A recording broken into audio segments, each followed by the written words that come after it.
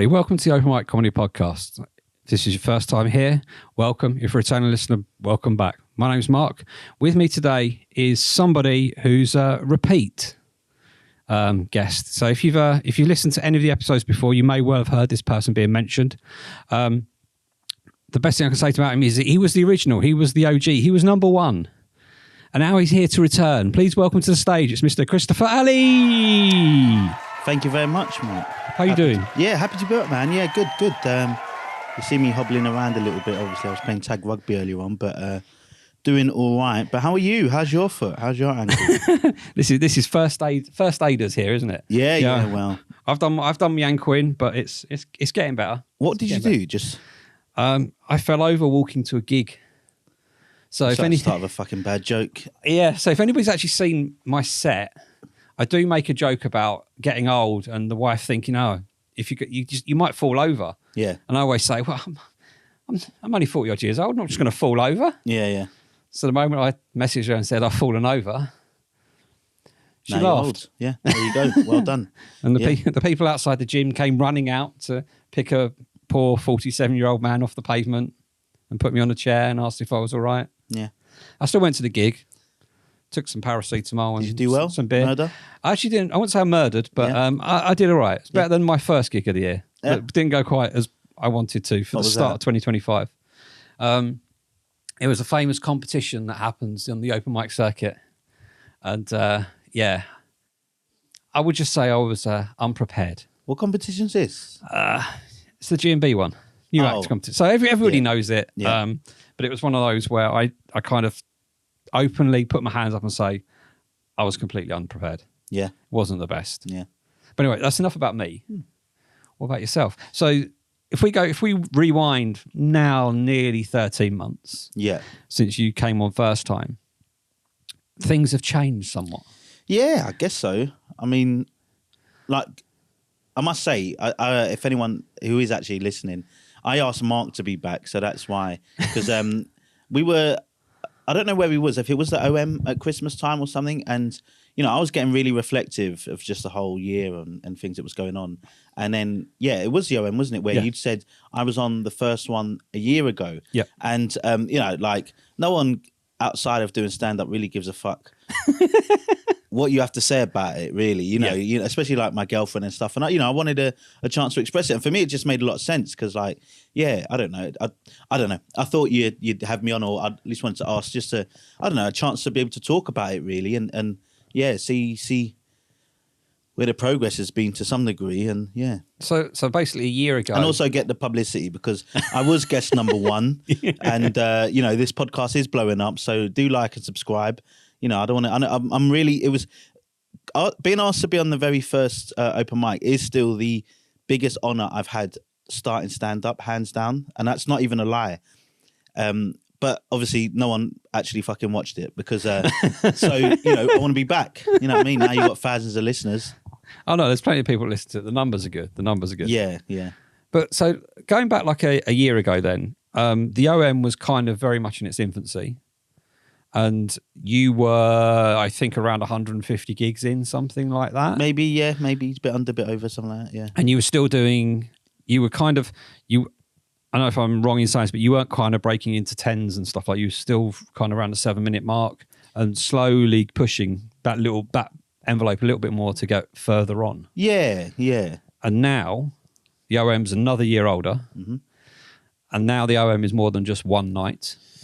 Well, that's the plan. We did do one showcase, but hopefully we'll kind of do a few more nights and progression spots and paid gigs. That's the idea, hopefully.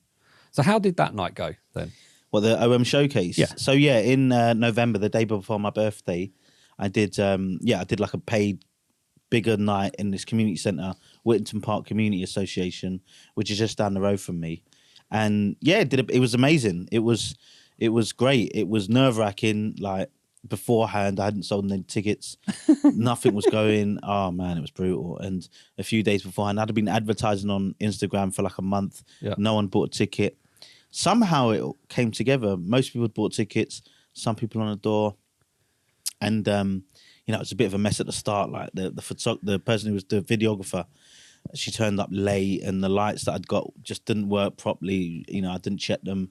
It was just all behind. It was a bit of it was shambles, really. Yeah. But once it got started, you know, things just kind of went off. You know, I was MCing maybe the first 2 acts. I wasn't great. I was just still a bit anxious maybe. But once I'd relaxed, once the first 2 acts had went on, people were having a good time. I was just kind of relaxed, and I was just right into it. Yeah, for sure. It was great. Yeah, unbelievable. Yeah. Yeah. And you ended up with pretty much a full room. Yeah. Packed. Packed. It was packed. I don't even know where they came from. I was going to say, you're probably like, how? No how clue. you Just here? people, just turning up. These young fucking youths bringing their chairs in, and I made a joke about that. And it was just, there was a lot of people that I knew. A few actually, not loads and loads, but a few. There were people from the community centre. There was a whole bunch of people. Because the reason why I picked this community centre was because they've got like this newsletter for like 900 people. Oh, okay. I thought more would come out. They didn't. Yeah. Me and Dan Cohen went flying around a couple of days beforehand. So it was a mismatch of all sorts of stuff. But at the end of the day, the idea was, I just felt like if I could get people in a room, I could do a good job. Yeah. And, I knew the acts I was getting on. I know, all strong. And, it was just great, really. And, encouraging to try and do a little bit more with it, to be honest. So what's the plans for that for the rest of 25 then? Well, I've got a meeting with this community centre. This is all boring stuff, but I've got a meeting with the community centre next week. Just figure out, because they want to kind of have it, but not where I don't have to pay just the full price just to book it out. Yeah. And do it as a regular thing. And,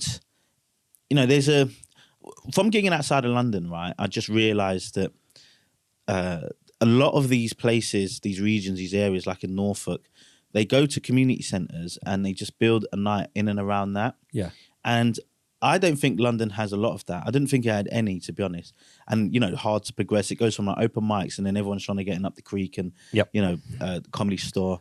And not all of us have the good fortune of getting on those places, and sometimes are told outrightly. But I don't know. Seeing it, I'm from Islington, right, where it is, where everything's based. And I know that you're not competing. People don't do it because they feel like they're competing with the big clubs. But London's massive, and it's like regions in and of itself, and it is much more difficult than doing it out in the middle of nowhere where they've literally got nothing going on. Yeah. Right, except like local fights and incest. But you spent far too much time in Norfolk. tell you what, I do love it. They're a great area, great people. All 3 of them.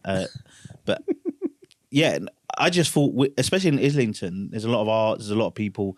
I just feel like I could take that philosophy there as well. Yeah. And do you know what? It's funny, when I started thinking about that last year, I ended up getting a spot at Dulwich Hamlet comedy, which is, I went there and it was the only place I went, and I was like, oh my God, this is exactly what I've been thinking. Yeah. It was unbelievable. And the guy that runs it, Matt, who, really great guy. I'm going to hopefully talk to him about kind of what he's done over the last 4 years. But it's an amazing night, and like all built around the community. Yeah. He sells out his nights. It's one a month. He'll sell out tickets in about 4 minutes, and it's like 100 plus. And it's just that sort of stuff. There's Glasseye, Ipswich. You got a strong newsletter, strong community. Yeah. That's the kind of thing I've been driving with the OM since the start. And I just think that's kind of what I want to do with it. A lot of people want to make these fantastic nights, but they don't really know how. No. And you're not going to get people like, the people that go to the Comedy Store aren't going to be people that are going to go to your nights, especially if you've only been in it for a year and a half, 2 years. Yeah. These are long established nights. But you don't even have to compete with them anyway, because you could just still do it in your local area. And that's kind of the philosophy. Cool. So hopefully we'll see a few more OM showcases coming out in 25 with some decent acts on it. Yeah, definitely the acts. I think we can get some good acts. I don't think that's a problem, because a lot of what I've realised doing it is that there are comics that will say no, but there's a lot of comics. You just tell them a time and a price, they'll come out. Yeah. People just looking for stage time. Yeah, very true. So what about your own kind of journey then? We've touched on Norfolk and stuff. So you have started venturing far more outside of the London area for gigs. Yeah. How have you found doing that kind of stuff? I mean, amazing, I guess, really, if you look at it. I think for anyone that isn't getting many spots in London, I'd recommend, once you kind of have a baseline understanding of what you're doing in terms of just like a set in and of itself. Yeah.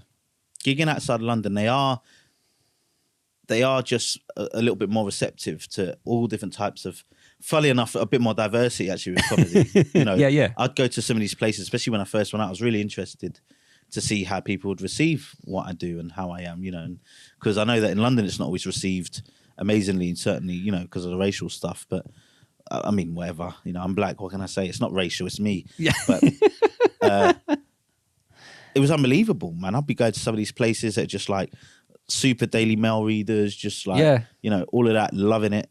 You know, it's little weird, isn't white it? women just fucking eating it up, and these blokes, Or I've been to working men's clubs, they absolutely lap it up, you know. It's not what you expect at all.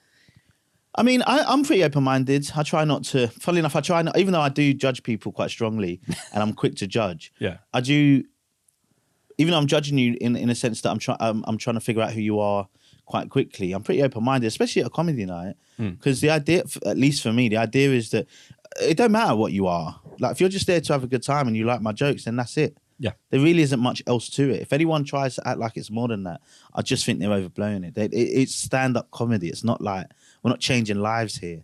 Yeah. I sometimes, I don't know if this is accurate or not, but sometimes I find London's a very sensitive crowd. Yeah. To things that are outside the norm, or not old school comedy, but I find that some of the stuff you can say outside of London has more of an effect than the stuff inside of London. Inside of London, some people, they can feel uncomfortable quicker. Yeah. Rather than some outside London. I don't know if it's the fact that inside London you've got a plethora of comedy going on. Yeah. But outside of London you don't have that. So they lap up anything they can get hold of. Yeah. I don't know if it's some of that. I think we might be a little bit victim to kind of watching or hearing certain types of comedy from comedians, maybe not necessarily be good enough to say it. I think they just need a little bit more refinement or something that isn't as aggressive as it may sound. I think outside London, there's a bit more scope to just say it how it is or closer to how it is. Whereas in London, you've really got to figure out a better way of saying certain stuff. Yeah. And actually, I think sometimes what you find is that then it just welcomes everyone rather than just some. And, you know, a lot of what I've learned this year from, you know, I'm from London, but I'm working my way out to in. And I've gotten a few gigs in London now in the back end of last year. So it is kind of happening a little bit. But, you know, because I've been to some places in London and I'm seeing more established comics that are saying things. They're saying whatever they like for the most part. I don't know if it's necessarily you can't say things or people are sensitive. Maybe they're just smarter. You know, maybe that's it. Everyone says Londoners are fucking assholes. We're just smarter than everyone else. That's what it is. It's just, you just can't say, oh, I've got a big black dick and everyone's, oh, that's funny. Yeah. You know, you got to talk about why it's great you've got a big black dick, you know, in a bit more refined way. One day. Yeah, one day. Yeah. Not if you keep chopping it off. Yeah. But so you've been getting longer and longer spots as well. Yeah, kind of. Yeah. So I've seen a few near on 15-minute kind of stuff. Yeah. Starting to break into 15 minutes. Yeah. I think there's quite a small jump between 5 and a 7. Yeah. Because most 5s they tend to overrun anyway, so they always hit the 7s. But then there's a bigger jump from 7 to a 10. Then I can always imagine it's even more to go from that 10 to a 15, or have you found that part quite easy? I think getting to the first 10 was probably the toughest for sure. Getting there, because it's not necessarily a case of just what material you've got. I think the audience you can't do the same stuff. The longer and longer you get, you've really got to learn how to actually fill that time in a way that doesn't exhaust the audience. Yeah. In a 5-minute set, you can go boom, boom, boom, boom, boom. You know, 10 is kind of still some of the same, maybe a little bit less, and you can really pack in a 10. Since I've started doing 15s, you have to have a bit more brevity around what you're saying and a bit more space. But certainly with transitions, you can't. It's hard to, at least for me. Maybe when you're better, but it's hard to machine gun. I can do a 10, and I could do it at all different paces. You know, I'm hungry. I don't know if you've seen me do it all different types, but it can be all different types of ways. Yeah. Whereas now I'm still figuring out 15s and then opening with 15s and stuff like that. It's a little bit different. Yeah, you have a bit more time. It's really good. It's actually much better than you just don't say anything. You just stand there and just been like, Yeah, that's one thing I found in the last year, since with my minimal amount of progression, a 5 always for me now always feels rushed. Yeah. And a 10, a 7 or a 10 I feel much more relaxed before I go on, because I know I've got time. Yeah. I know I've got time to breathe. I know I can let jokes sit, and I know I can do other things with it as well. Yeah. And you've got the opportunity to like make the comments at the start of the set about what's been going on in the previous things, thanking Get 'em in people. place, yeah. and being part of the room. Whereas on a 5, it's very much, yep, cheers, thanks, let's go. Yeah. And there's always that thing is that I think with the 5, a lot of people write for a 5 as if they're doing 5 minutes of talking rather than a 5-minute stand-up. Yeah. And I've been so guilty of that. Is you've got the 5, and if you create a set like I created at the start, you create a set which has a punchline at the end, and then you still feel like you're running out of time, so you just speed up, and you've completely lost emphasis, pace, and you hit the punchline and nothing because you've rushed everything before it, and you've kind of ruined it. But with a 10, you kind of go in and go, But I went to that thinking, mate, what if I get to like 7 or 8 and I'm done? Yeah. Because I still had the mindset that I'm machine gunning through a whole set. Yeah. And not letting things breathe and not letting things wait. But then when you get to that point and you go, I can. You make that. The 7, in fact, can be a 10 if you play it right. Yeah, but yeah, exactly. I mean, my 7 and 10 used to be pretty much the same thing with 2 or 3 more jokes in it, right? Yeah. But at least for me, I think it's in terms of, it works out like how much you can manage and what you're comfortable with. Because when you do it enough, like I've done it enough now where I've got enough material that I don't have to worry about whether I can fill a 10 or not. Yeah. And so that seems to be relatively easy now. When it comes to new material, I feel like I can only do 7 minutes of brand new material. You know, last year, at the beginning of last year, I was at a gig and, you know, it was the first time I'd seen this comic called Quincy. It was the first time I did a gig outside of London, one of the first few paid gig. Well, I was doing an open spot.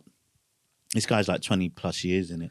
You know, he's headlining 20 minutes, right? Yeah. All of it brand new. All of it. Yeah. And and funny as well. I could not stop laughing, but it was just hilarious because he can manage that. Yeah. He's been doing it so long, he can manage that because he can do all sorts of stuff. He's got the artillery behind him. He knows that even if he forgets his new stuff or he wants to go somewhere, he's probably got material in the back he can use anyway. That gives you that level of confidence and feels okay. That's why, like, I try not to push too far ahead. You know, if you're worried about doing a 20-minute spot after doing that the first few times, then you probably haven't got enough material. Yeah. You haven't got enough. Stop pushing too far forward. I'm playing to the... I mean, I did have this recent thought that maybe I can be a little bit more aggressive in terms of the minutes. I'm being a bit too conservative here. But, you know, I'm not going to do more than 20 probably at this point this year. Yeah. At any point, really. I can't see that happening. And I don't even know if I'd want to, because last year the aim was just to do 10 spots. And I got very... Well, I'm like Billy Big Bollocks here. I got very competent at it. You know, what do you? I don't know. You've seen me for a few years now. You saw me last year. What is there anything that you see or have seen or noticed? Or I've seen. You've always liked me, so I don't know if that's a. I feel like it's reasonable to say that you've rated me as a comic. Yes. For a bit, I don't know. I think watching you do stuff on stage, even just watching clips and stuff, I think you can see how comfort levels have come into things and confidence levels have grown, because I've seen bits where your best bits are when you play with the audience and you shock the audience. And I think those are the bits that elevate everything else. So you've got your I don't want to say standard material, but you've got your main material. I have got, that's my material. It's my standard. It's the thing I work on. I still will always say is when you did The Mutual Friend in November, that was the best opening to a comedy set I've ever seen.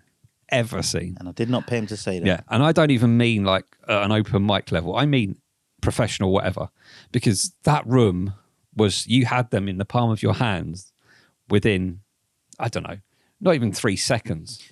Yeah, it was great. I mean, that was, if we want to talk about kind of milestones or anything from last year, that was easily the best gig I've done, probably up to this point, certainly last year. You know, it was what I felt to be, it was just 10 minutes of just, right, everything that I'd been working on, not only from a material standpoint, because I think the jokes were hitting, dealing with what was quite an involved audience, to say the least. But that's the thing, is the dealing with that, when that kind of thing happens, in my head, that throws me off. Yeah. And I've then lost, you do that whole thing of, where was I again? Yeah. Even if you don't say it out loud, your brain and your eyes have basically said, I've lost exactly where I am. But you didn't have that moment. You just you took the piss out of the Tracy's or whatever else, and then just moved on. Yeah, well, with that, sorry, it's like, but that's because again, I've not done more than what I'm able to do. So I've said that 10 minutes so much that last year that I couldn't forget it even if I tried. Yeah. No matter how high I could be, like I would still get it out of my mouth. I just know it that well, and I know where I want to go. And then dealing with her, I mean, you know, there's an element probably of just like a natural personality to be able to do that. But I've also been in that situation a number of times now, and I've tried a lot. I mean, you can say stuff and it not work. Yeah. The thing that was interesting about that, and I will say, it's no offense to anyone that was on it beforehand. You know, I was the fourth one that was on, and they were getting there. But you know, I think every act before me had called the Tracys and someone a cunt. Right? Or they were really, really, and for the audience there today, that day it worked, and that's fine. But it would not work like that everywhere. So in terms of how I approached it, it was to be a little bit, you can say the exact same thing, but in a gentler way. And I was just like, you know, I'm trying to be nice to you, but you're making it really hard.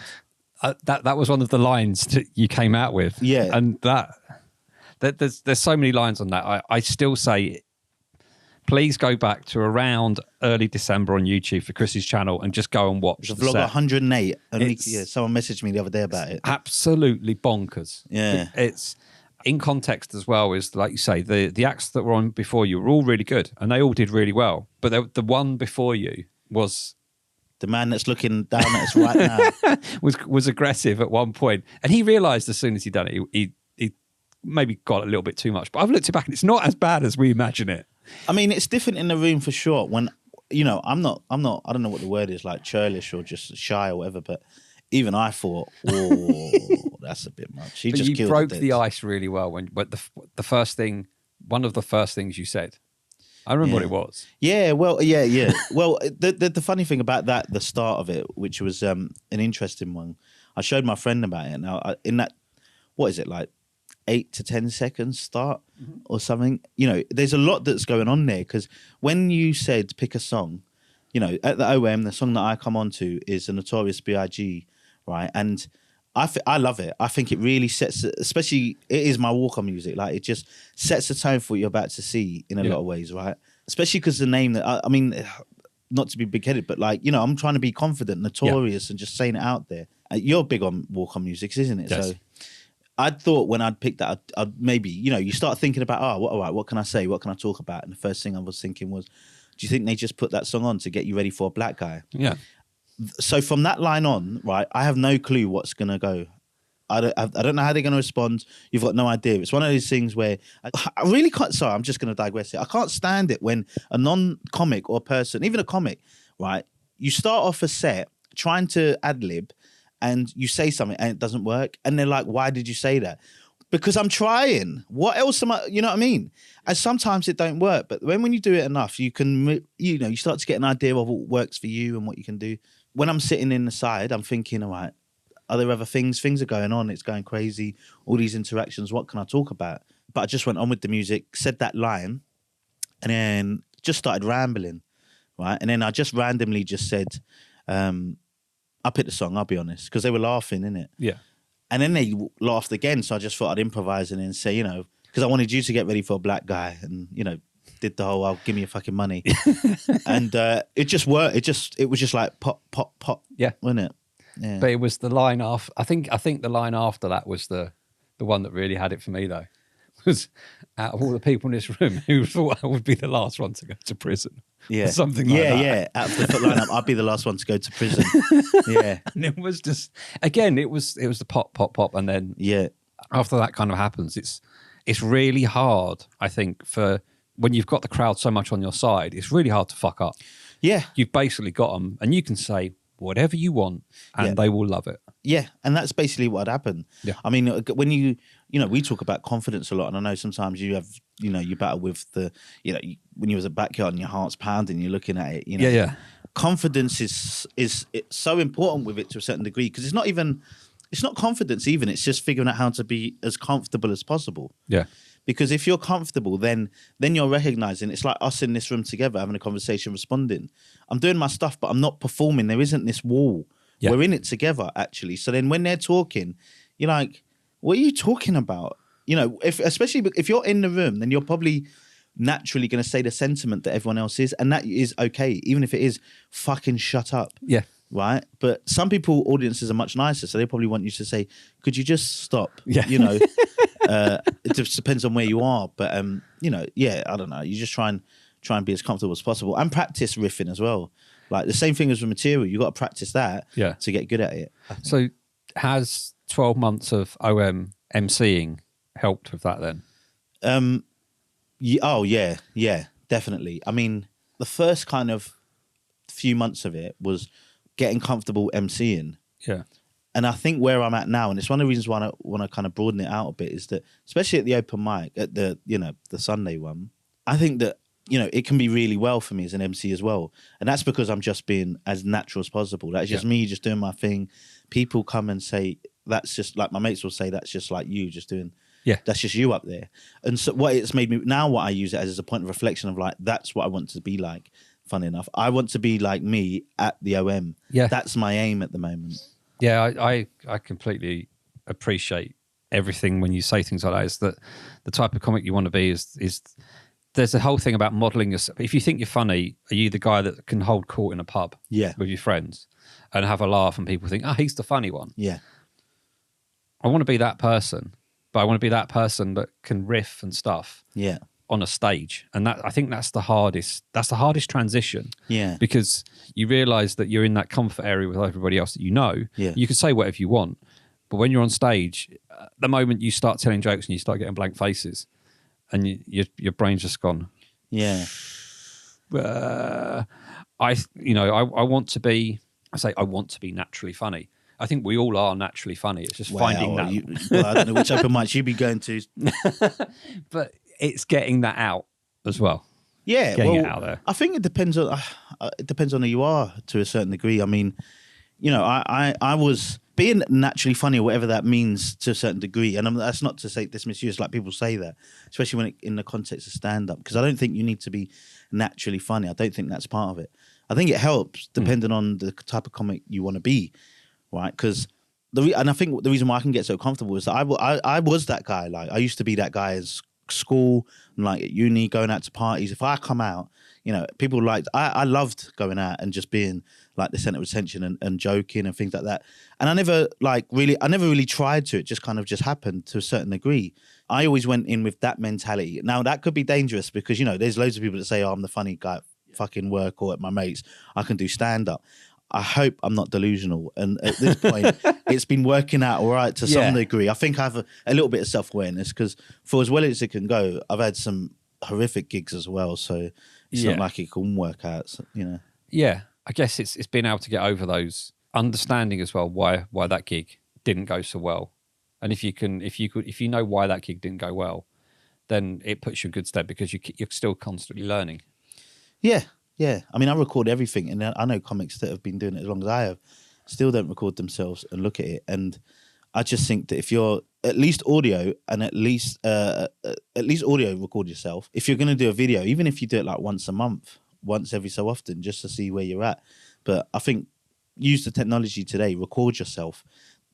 From just doing the vlog alone, I think that's really given me a bump up because I watch everything and I watch all the good gigs more than once. I mean, I cannot tell you how many times I watched that Stevenage gig this week. I watch it all the time, because if there's a good one, then why not? Especially for your own confidence. Like, it's not too self-absorbed looking at it being like, I look fat. Maybe I do look fat, but I was fucking funny, But you're also quite honest as well, aren't you? In that there was one vlog, I can't remember when it was, maybe around September, October time. Yeah. And you put it up and you were just like, I'm putting it up, but I don't really want to put it up. Yeah, what one was that? I can't remember. Can't remember now. Yeah, but I remember you saying. And I guess I'm quite an avid viewer of it. So I remember watching it going, oh dear. Yeah. That wasn't good. But I don't know, it's weird, that whole, it's a different room and stuff like that. You get into that mindset of those jokes worked before and all of that. And I don't know how I don't know about you over the last year or even 2 years, however long it's been in total, is like you have a crisis of confidence at times. Yeah. I don't know if there's many comics that I know that enjoy it as much as I do. And I don't have many low moments in regards to that. There are battles with it. I can at this point rationalize it to the point that I've done all right as much. I've done well enough to know that sometimes it just isn't my night. Yeah. And you can kind of bow down to that. Where I get disappointed myself is that when I don't take the opportunities that are there, or I make some of the wrong decisions in terms of opportunities. Yeah. And sometimes that's because I'm not comfortable. That might be because I've just not read the room right. It's those types of things that really bother me, if anything. Saying the same jokes in one room versus another, I don't know how. If you've done the open mic circuit for longer than 6 months, you really need to get over that. I've got to be honest, because surely that will show you that it's just pot luck sometimes. Yeah. And that's where you learn to embrace it. I mean, that's what's been great about doing these gigs outside of London. I'm going into these different rooms. I haven't got a clue what the hell is about to happen. I'll do anything, bruv. And so I'm traveling to these places, and sometimes you turn up and you're like, what have I done? I got a £50, 15 middle spot first night in this pub, about an hour and a half, 2 hours drive away. So the marker should say this is going to be a decent night. The headliner, Marcus Birdman, right? Legitimate comic. The opener is a guy I know, professional opener, like I've seen him around, David Sonos. This should be a good night. It was like 8 people there. They've done nothing for it. Yeah. Right? Where then there's other gigs where they'll just post on Comedy Collective or whatever, £10 open spot location, like barely anything, no pub. You go there and I'm like, this is 150 people. The fuck is, they've barely advertised this. Yeah. Because this is a night that's built on the culture of what they do. But I digress there. But no, each night is so different. Yeah. And that's not the point. The bad one was, I think it was in Essex, in a bar or restaurant with round tables. Yeah, I thought you were talking about that one, yeah. That was the one. That's the worst gig I've ever done, for sure. Yeah, it's the most I've been paid. Yeah, was a tough one. It was quite, you gave quite a frank and honest opinion when you came out and did your little piece to camera, though. Well, why have I got to be... This is part of the problem. Why have I got to be so coy about it? Oh, no. But what I mean is a lot of people would shy away and just not bother putting that out there. That's what I'm saying. That's why I agree with you. Why would you think? Like, why are people getting so self-conscious about it? I personally don't understand. Yeah. Do you know what I mean? No, you think that we're all that good, that only your good stuff's going to be out there. Yeah. Because the thing is, when people come out and see you and you're not as good as what you've advertised, then what? They're not going to be repeat visitors. Yeah. You want people that, if you're going to think about it in a business sense, especially from an audience standpoint, you want people that are going to come back again and again and again. Yeah. Not this bloody burning down sale, one time shop only, come here. We're selling everything. We are selling everything. Cheap price, we're great. And then, and then they come and see it and you're like, this is dog shit. Yeah. But how have you found it as well, like performing with some famous in the comedy circuit? Yeah, names? I have. Yeah. I'm a big fan of like Ian Stone, and you're like, oh yeah, I was on the bill with Ian Stone. He gave me a lift back to London. Just like, even that part of getting the lift back to London, if you can tap into that brain, just for an hour and a half, what it is, if he's willing to give it, that must be so valuable. Yeah, I mean, that's been the problem is I don't know many people. I knew Ian Stone briefly, like not briefly, but a bit, right? Yeah. And Mark Thomas, Mark Thomas, God, I didn't know who the hell he was. And you Google him afterwards, and the people you just know by the way that people are around him, talking to him. When I started doing the open spots and getting on some of these pro gigs, if I can stay at a gig, I'll watch it, right? Especially with a headliner, because I remember being at this one in Upminster. One of the first times I've done a 10-minute spot in a Brewdog, and there's a comic called Stephen Carlin. Do you know him? Yes. He's probably one of the better unknown comedians on the circuit. A lot of big comics, well-known comics, will always talk to him as being one of the best out there. And he's a lovely guy, very interesting, not much of a talker, but really nice. And we did this gig, and I did okay, probably not really looking back. It really wasn't great. And then he came on, and it was a shit room, or in theory. Yeah. Right? MC wasn't doing well. Opener didn't do well. I did less well. Yeah. The other middle guy, not great. He came on and just tore him up. Yeah. He's been doing comedy for like 30 years. When you see somebody like that can, you think everybody's doomed. Yeah. And then somebody just comes on and just flips everything. I remember vividly thinking, because I didn't really know him that well at the time, I remember vividly thinking, I wonder how this is going to work. Yeah. And that's why it's so vivid in my mind. I wonder if he can do it. This is the first time I've been at a pro gig, 20-minute headliner out of the off the open mic circuit. I wonder how this guy's going to do. And he murdered. Yeah. just outright murdered. He probably wouldn't have thought so, but in my opinion, he did. And so it's not even just a conversation, because actually what I found with talking to him can sometimes be, for me personally, a bit of a challenge because they're too far away. Yeah. You know, it's the good thing about doing the open mic podcast, and this is a platform, is that it's very close to what people who are going to listen to and start doing stand-up will know. So the advice is, I feel like I could give advice because I'm only 2-3 years in, so I'm not that far. Yeah. They were saying things like, you know, they say things about, you know, having your own voice and saying it how you want and this and that and the other. And that is absolutely true. You've got to earn the right to do that. You've got to learn the skills, get the experience. You can't just be someone 5-10 gigs in, start saying the N-words. You know, figure out a way, you know. Yeah, but I'd love to be able to spend some time just to sit down with some comics that you admire, and you look at, you know, even not the ones that are like Ian Stone he's obviously he's a comic by trade and stuff like that, but he's not everywhere on TV. He's not selling out arenas and stuff like that. But you watch some of his clips that come out, and I know that some of them are little clips, but I've even seen like an Ian Stone full-on hour show. Yeah, and you just like, it looked completely off the cuff. The whole thing looks completely off the cuff. Yeah. He was joking about stuff that, if you know Ian Stone, he's a massive Arsenal fan. Yeah. And he was talking about, do you think Saka's going to be okay in this, like that, to the audience? And you're just thinking, how's this kind of... Well, he did, funny enough, he did, when we was talking, he spoke specifically around that. He wanted to get to that conversational style. Yeah. And that's basically what he tries to do. He goes up there, talks, and some comics call it finding the funny. Yeah. And if you find the funny, then you could, you know, just through talking and just banking on, these are the words that he was saying, banking on kind of what you know and what you do. Yeah. Then it kind of comes out like that. And, you know, that is great advice for someone that's been doing it for as long as he has. Yeah. Someone that's been, so I've been doing it now. Last year was the first year I thought, now I'm doing stand-up, right? I've still got a day job. I'm doing open mics. I get paid £10-20 here a couple of times. Yeah. But I'm doing stand-up. I'm going out. I'm doing well. I'm murdering. Now, I've been thinking this year, it is about figuring out my voice. I've been thinking out how to navigate an open mic, how to actually stand up and do stand-up, figure out maybe joke writing to a certain degree. But now it's literally, all right, now I'm doing stand-up comedy. I think some people do stand-up and some people are stand-up comedians, and I want to be a stand-up comic. Yeah, yeah. You know? Yeah, I get what you mean. It's almost like Sunday league football to proper paid professional football. Yeah. You've got that. Everybody can play football. Everybody can stand up on stage and tell a joke. Yeah. But can you do it consistently in front of a crowd that wants to see you all the time, wants to laugh all the time, welcomes you in? Yeah. Rather than just...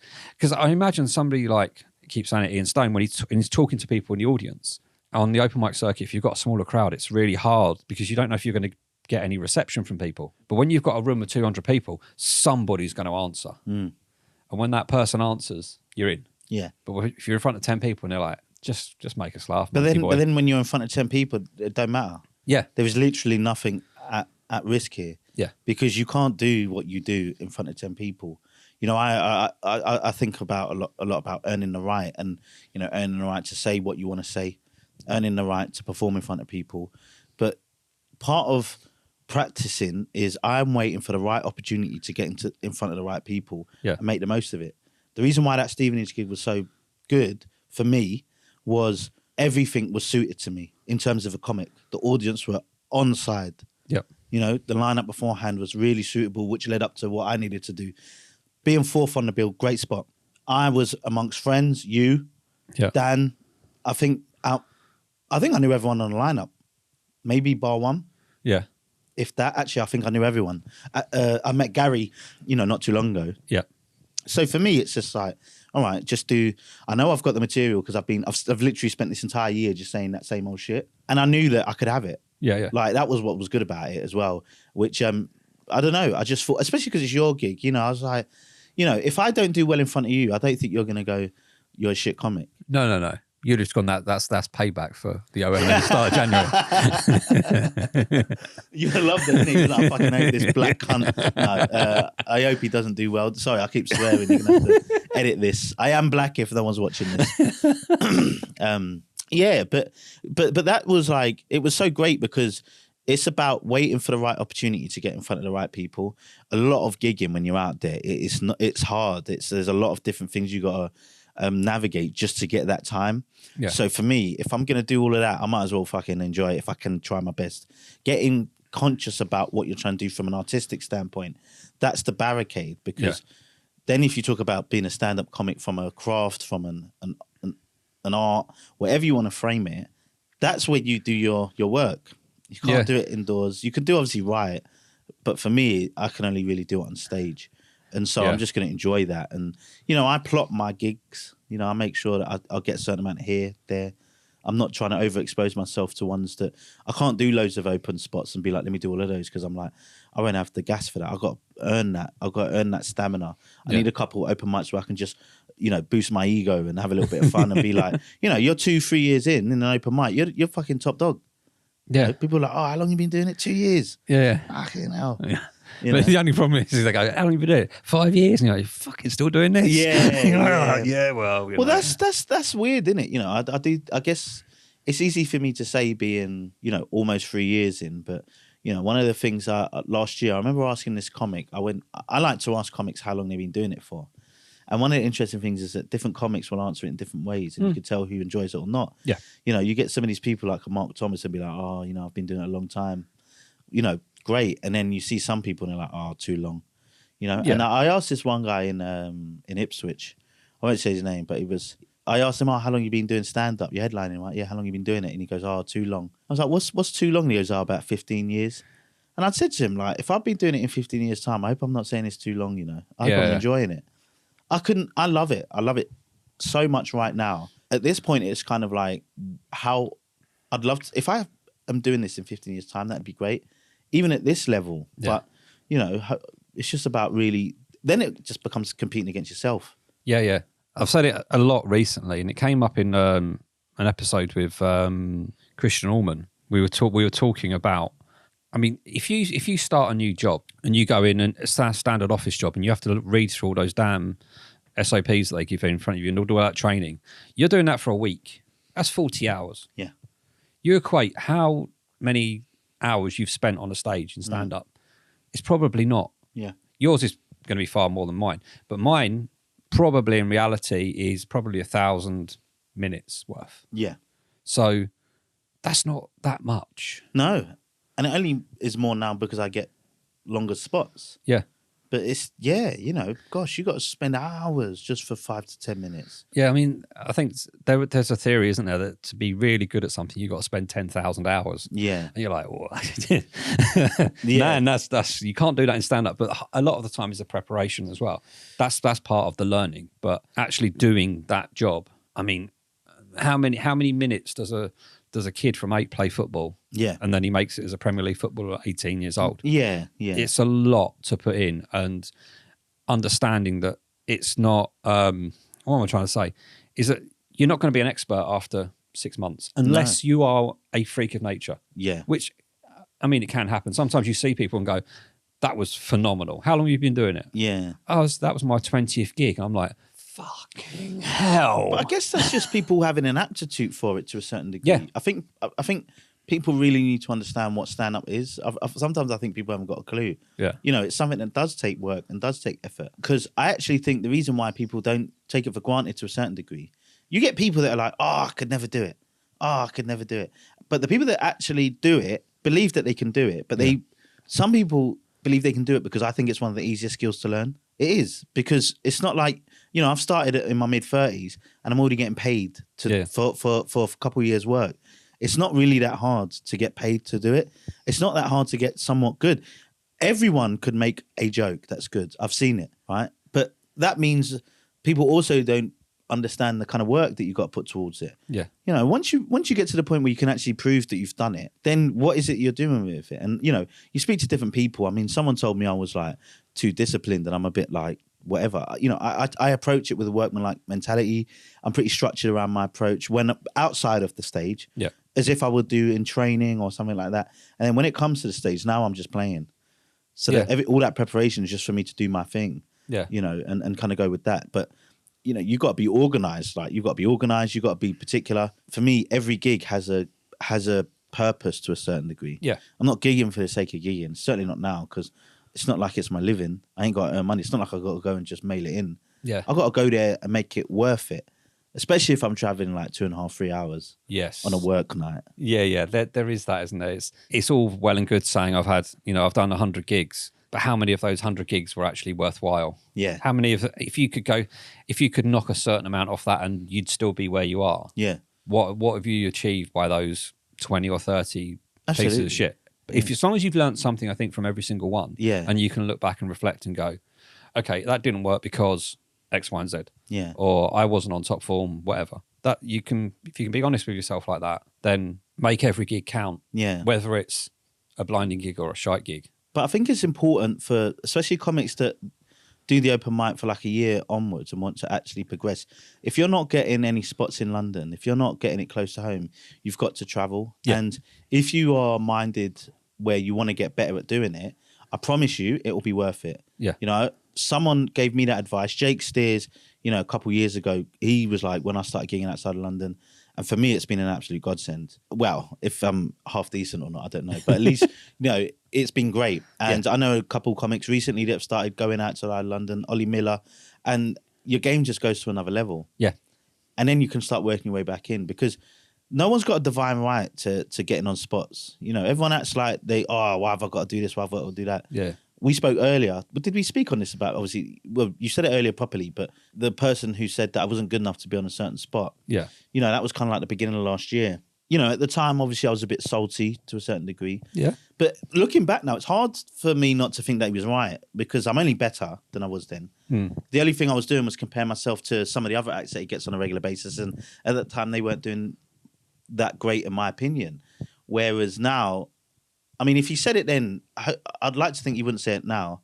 So I might message again. And if he says it then, I'll just do it again next year. Yeah. You know, there will be people, there are a few people now that recognise me as a comic. And, you know, they put me on. You know, I got offered 2 paid gigs yesterday. That doesn't happen a lot. You know, it's only been happening the last few months. And, you know, it's just, you got to really speculate and get out there and find the people that will like what you're doing and put you up, because it's a whole different thing outside of London. Yeah, there was an incident. I say an incident makes it sound dramatic. Innit? Murder. there was somebody we both know. I won't say his name at the moment, but he went up and did a gig in a northern town, just on a midweek thing. Applied for a. Do I know this story? You don't know the story. I'll tell you who the person is after. He went up and did this gig for somebody, and it went really well. He's not that far into comedy in terms of time. Straight after that, he's been offered from the promoter. That one said, right, I want to give you paid work for another couple of other gigs. Yeah. And it's just because he took the chance. Yeah. And he's going to be better for it. Yeah, hopefully. I mean, there's still shit gigs outside London. Oh, yeah, but... And the interesting thing is, I got to say, I mean, I'm not one to shit on Northerners or people outside London. I got to say, when they start shitting on the scene in London, I get it. It is bad. I think it's very closed off and it's quite difficult. And sometimes the type of comedy isn't great. But when it comes to bringing gigs, shut your mouth. You know nothing, all right? It's so easy to go out in the middle of nowhere and get loads of people to come out to watch amateur comedy. Yeah. Right? So count yourself blessed, because we got to come out to you now. Yeah. We got to leave the nice London, big smoke. You know what I mean? It takes me fucking forever. You got no transport and I got to come out to you. So just relax. So that was a little bit of a gripe here. You know, I really can't stand this like London hating thing. I get it. But when it comes to open mic and bringers, it's what we have, so we might as well, especially at the beginning. I actually think there's no better way to practice comedy instead of in front of a scary crowd. Yeah. Really, it should be just your mates. Eventually, when it's your mates, you know, don't be so self-conscious about it, because there's no way to get better outside of performing. There just is no way. Yeah. You're not going to write yourself to the fucking stage. It's just not going to happen. Yeah, there's a performance element that's so important. Yeah. Yeah. Getting out there, doing your stuff. If bringers are something that's a necessity in that area that they're in, then play the game.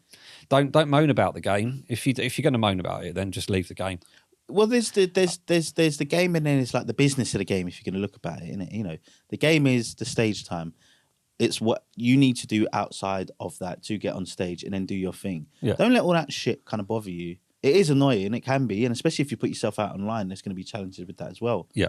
But if you want to be, and this is only if you want to be a stand-up comic, if you want to be someone that just does stand-up, do what you like. But if there's anyone that's listening to this that thinks, I just want to tell good jokes. This is the advice for you, at least from my perspective, because that's all I want. And all I want to do is just perform in front of better crowds so I can have a better time. Yeah. Because it's so great when it goes well. Yeah. It's great. You know, that we say the one night, Steve, I'd never seen you have a better night than that, if I'm being honest. No. And it's fucking awesome, isn't it? Yeah. Oh, coming off that was just Buzzing.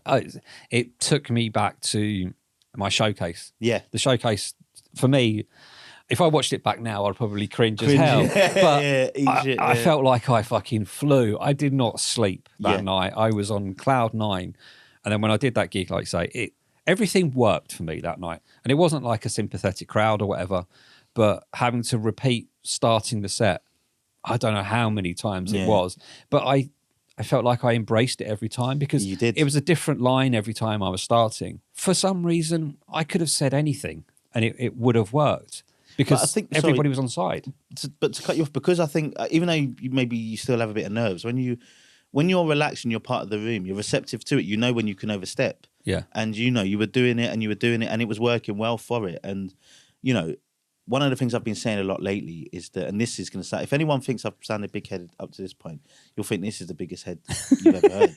But some comics just don't know what it's like to murder.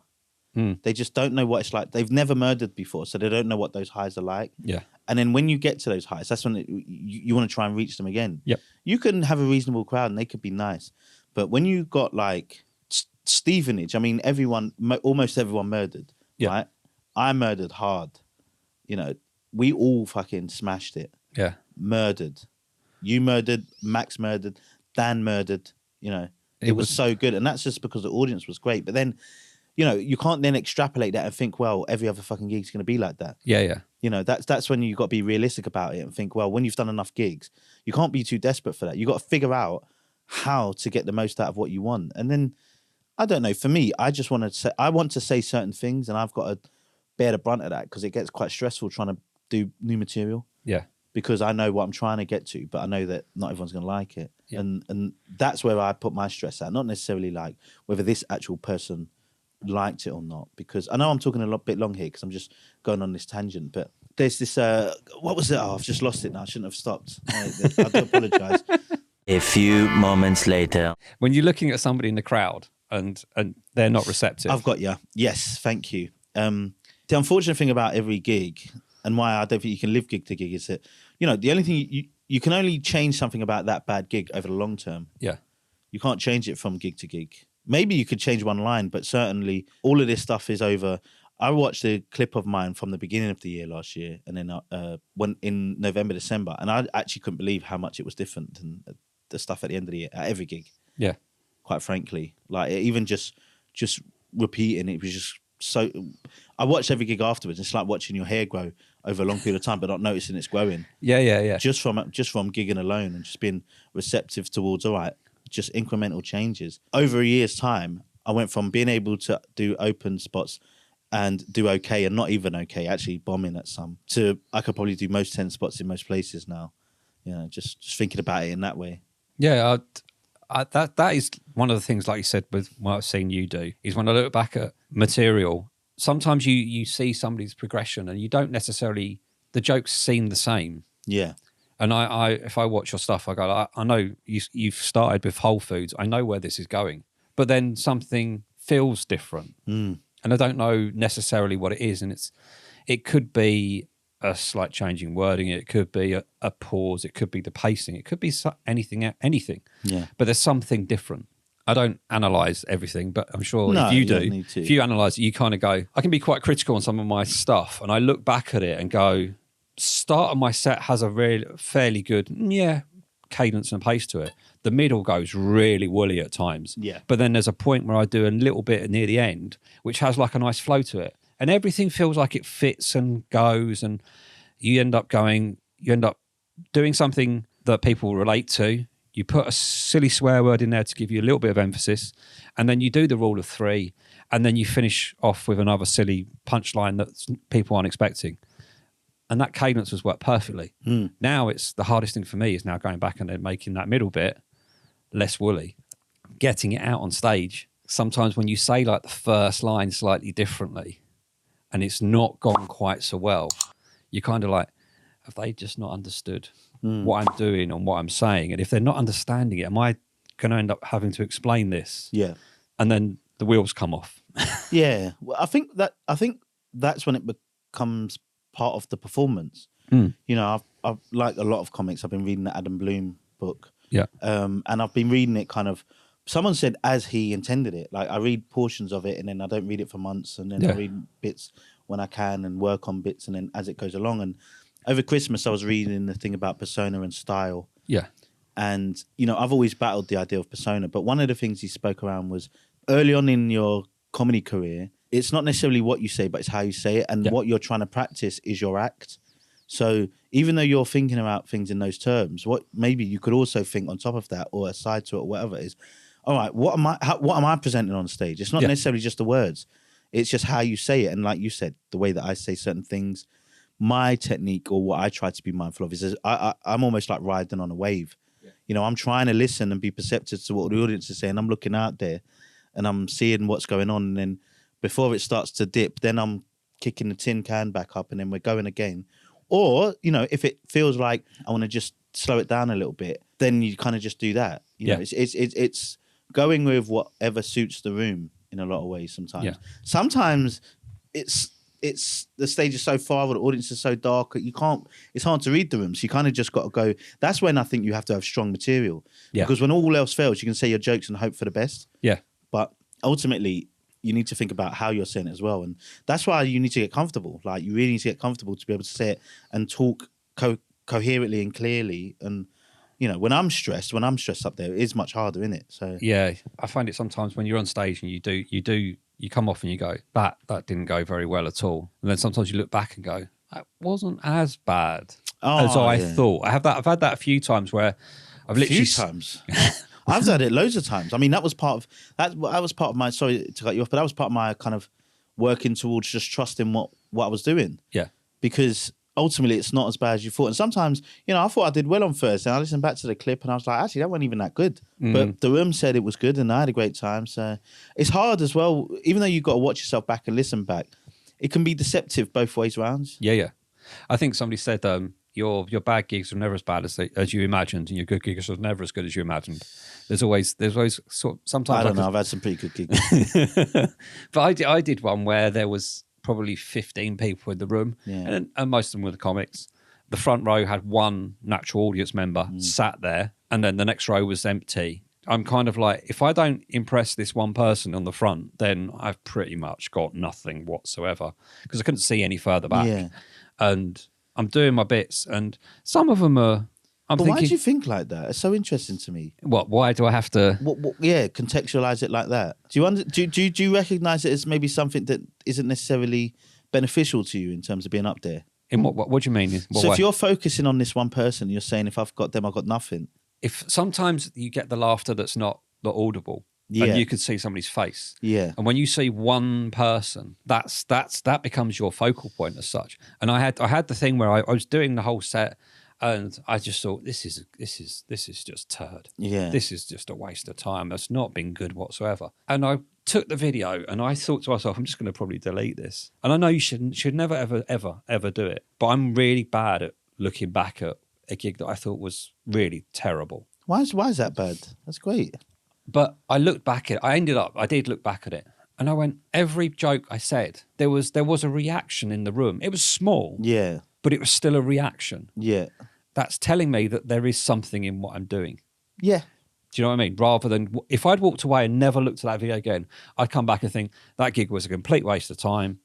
Didn't have fun. And I didn't feel like I had particular fun on the stage, but every joke had something, but I just didn't hear it on the stage, which was strange. Well, maybe because you were panicking around it not working. Yeah. I mean, again, it's like being present on the stage and not getting in your head about it, you know, trying to get to the place. And I'm not saying it's you, I'm saying it's like everyone, like including myself. Because there's sometimes when you're so stressed, you've almost got blinders on. You can't even hear what you're saying. You can't hear what they're doing. Yep. You know, it's blind and you can't remember. You can't see anyone's face. It's just, you're just up there just talking to whatever. Yeah. Sometimes it works out okay and sometimes it doesn't. But I think the aim is to be there, to be in there, live performance. We're not in arenas yet.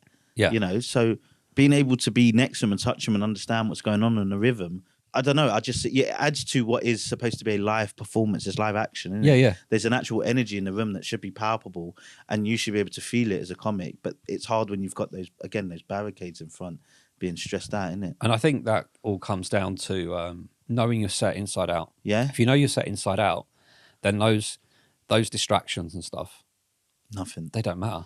Yeah. You can have time to fuck about because you know where you're going straight back in. But when you don't know your stuff, which I'm really guilty of not knowing everything of my stuff. That's probably because you don't do it consistently. Yeah, yeah. You know, you gig 3-4 times a week and you say the same old shit. How could you not remember? Yeah, yeah. You know what I mean? So But when you're doing it once a week or something like that, it's quite difficult. challenging. And depending on what your ambitions are, if your ambitions are just to have a bit of fun on the stage and just sit at an open mic level for forever and a day, then that's fine. Do you have any expectations for this, for your stand-up? I know you're doing an open mic podcast, and which has been fantastic, and but in terms of like stand-up comedy, do you have any expectations for yourself? Not really. I mean, it could be low. I don't have high for myself, but I would love to get to the just point. get in the mix. I'd love to get to the point where I'm being asked to perform at other people's gigs without me having to say, "Hey, can I do it?" I'd like somebody to come and say, we'd really love to see your stuff. Really like you to come along. The money side of things has never been a driver for me. When I started this, my ambition was, I'm doing one gig. That's it. I've got nothing to go further with. But then I did the gig and I was like, I want to do more. I want to do more. I'd love to get some regular, when I say regular, I mean like once a month, if that, paid work. Yeah. 10, 15 spots. Lovely. If I gave myself a lofty ambition, I would love to do a fringe show, but in Brighton, not in Edinburgh. I'm not particularly interested in going to Edinburgh because I think the costs and everything that come with that place dwarf the potential of having fun with it. 100%. So I'd love to do a Brighton show, but as a split bill with somebody. And I have a full-on idea for a show that I think would work quite well. And it would allow two people to express their funny side, but then also do a bit of joint stuff. That would be the ambition. I was hoping that would happen in 25, but I don't think that's going to be a 25. That may be a 26 ambition, to actually get something in place where if I can get more regular 10 spots throughout this year, I can hone a craft to actually produce a stand-up that I can start extending to 15 and 20. Yeah. Because my idea behind a fringe show is to have two guys, or a guy and a girl, you break it into 3 sections. So you're 15, 20 minutes each, doing your funny bits, but then you do a bit together as well. And so you don't have to go in with going, I've got half an hour or 45 minutes of material. You've got 15, 20 minutes of fun stuff people can enjoy, and then you have an interactive part with everybody else. Yeah. Well, will you gig more then? I'll have to. Yeah. Because there's no getting around it for anyone that's listening. There's just no getting around regular gigging. Yeah. It just has to be. And not only that, right, it's especially if you're doing, because you can only start in places that will give you spots, and that generally is open mics. Yep. You've just got to do them, and you've just got to be there for what you're doing, innit? Like, if you're going to these spots, that's how you get better. It's just gigging. Gig wherever. Get anywhere that will offer you or give you or have you on.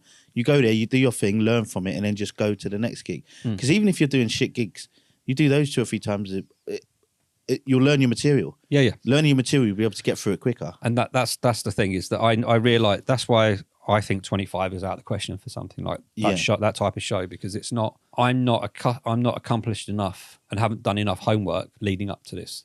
So if I want to do it, it has to be in 26, which means I have to take 25 a little bit more seriously. Yeah. One thing I do want to get in 25 at some point is I want to get a quality video of 10 minutes of solid stand-up that has the crowd laughing and everybody having fun, like the Stevenage one. But the problem with the Stevenage video is there's far too much swearing in it. I watched that back and I'm like, there's words per minute, people say, and there's fucks per minute that went in that. Can I say something to that? Absolutely appreciate that, what you're saying, because I've obviously swear a lot, and it 100% has stopped me from getting certain spots. But your best clip is still your best clip, and someone will put you on. So do not be afraid to send that clip out. That is your best clip.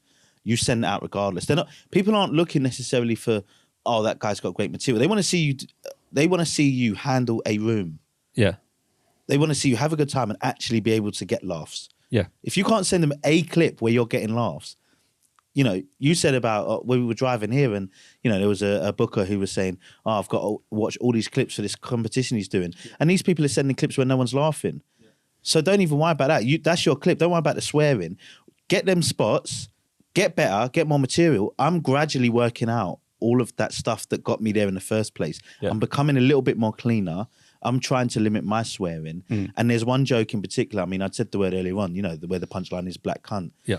You know, that is, I know for a fact that is stopping me from a lot of different things. Okay. Even though it bangs, Yeah. I've just got to figure out how to not use it every time I'm doing well. Because if I'm going well and I use that line, it's always going to slap. If it's not going well, then that joke don't work, because I know they're not on side, and that joke's only for a particular type of people. Yeah. But I certainly want to eliminate that stuff. But use the clip you've got. Yeah, no, that will get you the spots. Trust me. The thing is it's not in that clip. There is swearing for the sake of swearing, and it's complete. When I watched it back,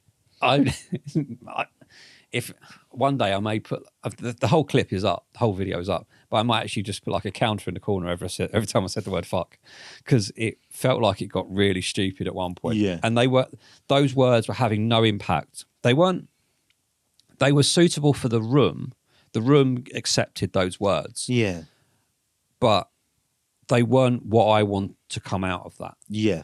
Yeah. Because somebody watches that, the first thing, all right, handle the room and all that, but the first thing they're going to see is go, fuck, fuck, fuck, fuck, fuck. And it's not even just using like one fuck a minute or one fuck a 30 seconds. Yeah.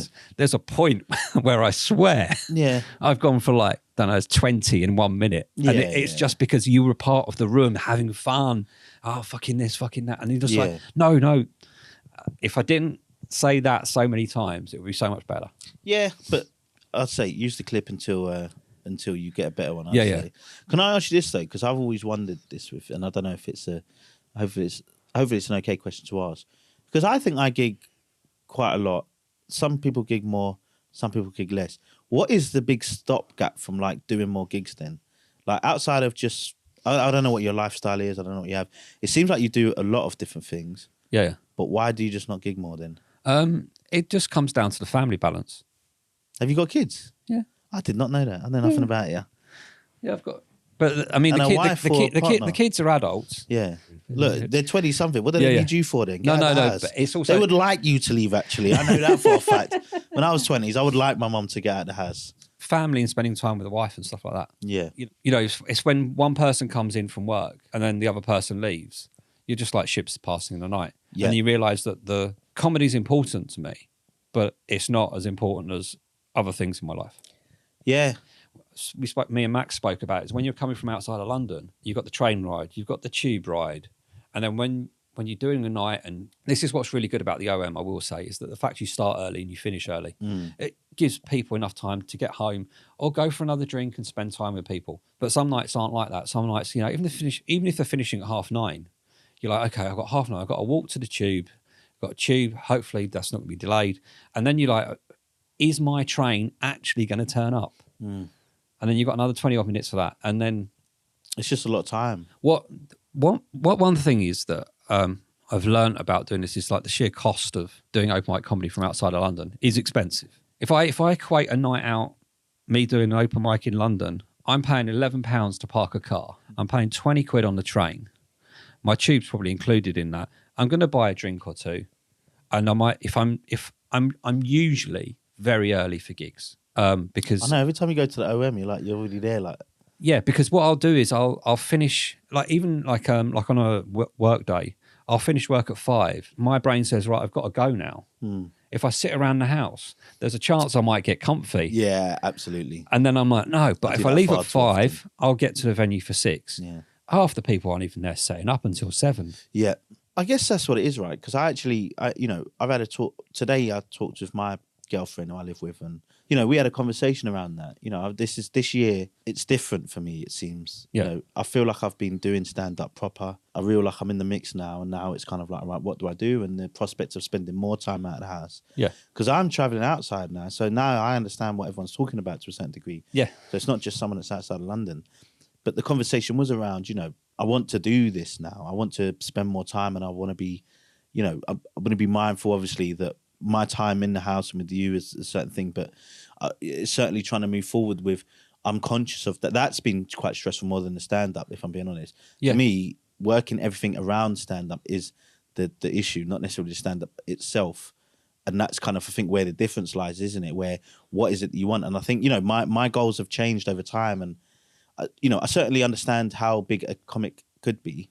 Yeah. But certainly even just, not even the scale of it, but if you're just a working comic, you're going to be out late in the evenings regardless. Yeah, yeah. And am I prepared to do that? But not only that, is my partner prepared to do that? And I think this year is going to be a real indication of kind of what the next few years are going to be like for me and Holly in terms of our relationship, because I'm going to have to be mindful of that. I'm going to be away more for longer. And, that's the good thing about getting more minutes is you don't have to spend more time around going to gigs. The reason why you've got to spend more time going to gigs is because you've got to earn the right to get more time. Yeah. I don't do as many gigs as I used to because I get more time on stage, and that really helps. Yeah. So, I would say, like, advice to you from my perspective is that you send that short window trying to get to that goal that you said, which is, I think, very, very good. Because when you get to that point and people offer you gigs, it isn't as hard. Yeah. And, say to your missus and to your family, let me just spend a year or two just grinding it out a little bit. Fuck the money, fuck this, fuck that, But that's only if you want to, isn't it? Yeah, yeah, yeah. Otherwise, people just should enjoy it regardless. Like, if you can get enjoyment of it. There's such an expectation with this. Like, if you're any good at it or you're just trying it, you got to be famous or super successful. If you make people laugh, you're going to be successful. That's the job. Yeah. So just start off there. Yeah. Start making people laugh. Figure out that, and then you'll probably get somewhere. Yeah. It's also quite hard because I don't know if you have this. I know a lot of people have this in relationships, is that most of everybody's partners are not comics. They don't get what happens when you do go on stage, enjoy it and want to do it. And comedy becomes all consuming. To the point, where you could be sitting there on the sofa and you're doing that thing where you're watching a film or whatever, and there's something comes into your head about comedy, you pick up the phone, right into the notes, that goes. Yeah. And then you realise, hold on a minute, I'm not paying attention to what the situation is now. Yeah. But you can't let go of that because that might be a gem later. I'm quite disciplined, Yeah? Yeah, I'm quite disciplined. I mean, again, I don't really need to. The good thing about being someone that writes on stage, you don't really need to think about it too much outside of it. Otherwise, bits and bobs, right? And there's it kind of dips in and out with certain thoughts. I've got this digital notebook though. That's been a game changer because I can note it down there and keep it in order. Okay. But once I get the framework, then it's just kind of like, if I've got passing moments, I just think about it. But then if you know your set or you know what you're working on, then for me, really, the journey towards the gig is the only time that I need to think about it because I'm only going to make some subtle changes. Yeah. I don't get self-conscious that the same people are going to see me. And also, every gig I could bomb. There's always that danger. It doesn't matter regardless. Any given day, I could eat shit. Yep. Any given day. We know that as fact. Yeah. So I might as well just, hope for the best. Hey, sorry for the interruption. Duncan Hart here from episode 37. If you're enjoying this podcast, give it a like, a 5-star rating, and a follow on whatever app you're using right now. Mark will be forever grateful. Now, back to this cracking episode. So you were guest number 1. Yeah. Bit of self-indulgence here. Has anything come from being guest number 1? Have you had feedback? Any whatever? Yeah, I mean, I think it's hard to know exactly what comes, isn't it, with like followers and stuff. But I've had a lot of people. I mean, even I think maybe last week or the week before, I had someone messaging me saying that they listened to the first one. And I think it's like testament to kind of what the Open Mic podcast has done. It's just giving people information around what it is to do. And I get a lot from that, and getting the feedback, and just it gives me a bit more reassurance that my way of thinking or what I'm sort of thinking around doing it, maybe there's something to it. And it certainly sounds like, I don't know, there's things to draw from. Like, it assured me that talking about like material and being an actual stand-up and just the grind of it and thinking about the stage. Yeah. I think that even if people are messaging and it resonates with them in that way, I don't know, like, it's probably similar to what you get from doing this when people message you and tell you how, I really liked what this person said. What you said here.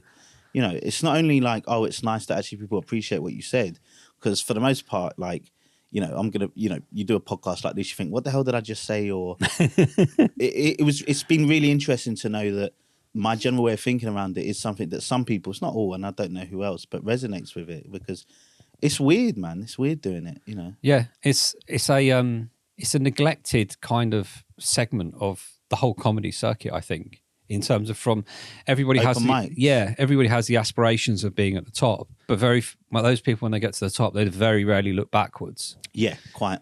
There's like, oh, I've graduated that part. I'm not looking to then help the next class, if you see what I Yeah. mean. And having this kind of resource, I think, and I've learned so much from other people, from all the guests that have come on, about where their journey started and how everybody's journey started. And everybody's is different, Yeah. which is, it sounds really obvious, but how some people got to do this. Like, I distinctly remember, like, the title of your first episode, from the poker table to the performance stage, was that you won a game of poker or whatever, and that gave you the funds to do this. Yeah. So that's how it kind of started in a weird kind of way. And then you've got other people that have been accomplished actors and been in Hollywood films that are doing 5-minute spots at comedy shows. Yeah. And you're like, on a normal level for any normal human being that's not part of the comedy circuit, they think, what the hell? Yeah. But there's something that draws people into this. Yeah, and And- it certainly gives you a different angle when you start seeing it from the inside out as well. Yeah. You know, doing this, and you know, you go to certain shows and people say thank you for supporting live comedy, and when you don't see it enough, you know, it could just seem kind of like a bit of a cheesy nothing line. But I'm really starting to believe in the concept that we really need to be a bit more positive about the open mic circuit. Yeah. You know, doing this. Because I think the same for you. It's an interesting question you asked, like, what's it done for you? Because, you know, it's a checkpoint to make me think about what it is that we're doing. I mean, I certainly think you probably look back on this, and, you know, a lot of people give me feedback about my vlogs and Yeah. what it does in terms of demystifying what the open mic circuit is. And I just think that, like, maybe it does sound corny. Like, we got to invest in it, especially as acts. We can't resent the open mic circuit. You can't look down on it and think that, oh, these people don't know what they're doing. You know, a comic said to me not too long ago, I won't say who it is, but they said, I just don't understand why you put on so many bad acts on at the OM. You That's know, a bit of a weird thing to say. Quiet.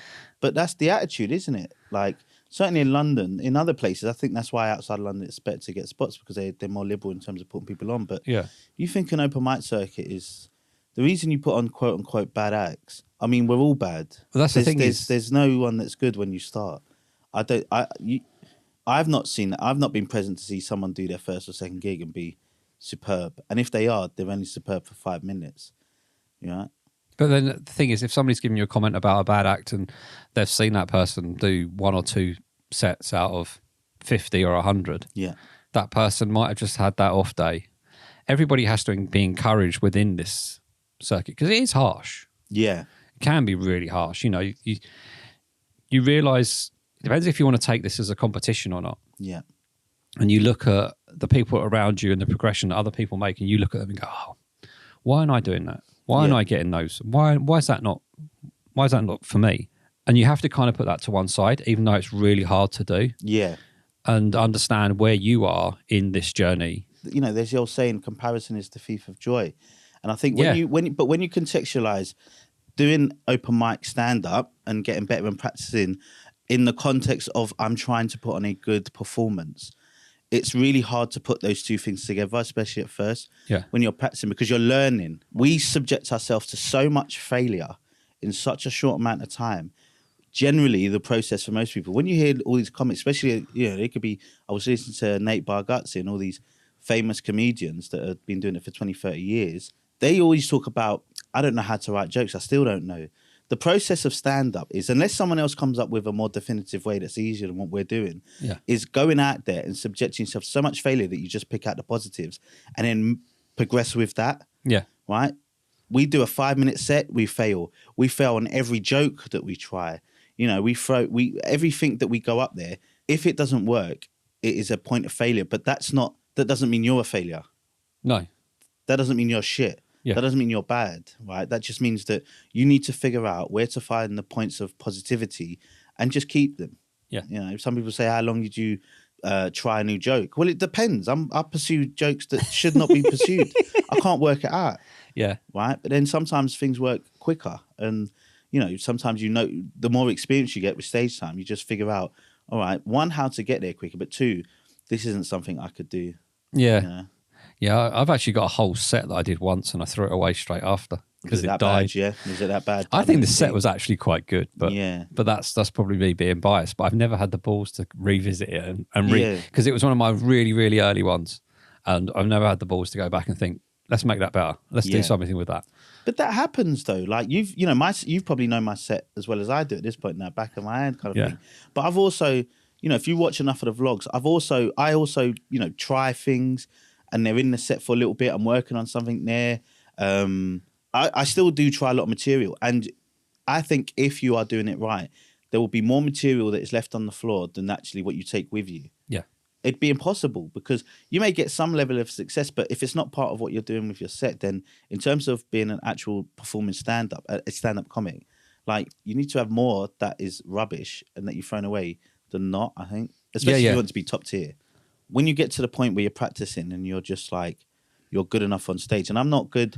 I think I've progressed to the point where I'm just comfortable on stage. Now, if you put me in front of like 5,000 people, maybe it might be something a bit different. But certainly where I'm at, I could probably, if there's like 100 people, it wouldn't be that intimidating. No. 50 people, that's like an open mic again to a certain degree. Maybe certain factors might change that here and there. Yeah. But generally, it's all right. So I'm just comfortable just to kind of, now all I'm doing is competing against myself with the material and my own personal performance. Because everything else should work itself out. Yeah. If the audience there and they're receptive, if you go somewhere where they're not, then really, then what I'm doing is just like, well, I can't really do much here. Yeah. I can do the exact same stuff I did at Stevenage somewhere else. It wouldn't fucking work. Yeah. It's understanding that. That's half the skill, I think, is understanding that not everything works all the time. Because of factors outside of your control, because of anything that could be the act before you, the way the room's been set up, the size of the crowd, the type of crowd it is, anything can derail it. But it's understanding that, okay, if this bit doesn't work, then I can self-edit as I go. Yeah. And I can then dip into the archives and pull out something else that might work, that's slightly, I don't know, less controversial or whatever it is. Yeah. And then that's the skill.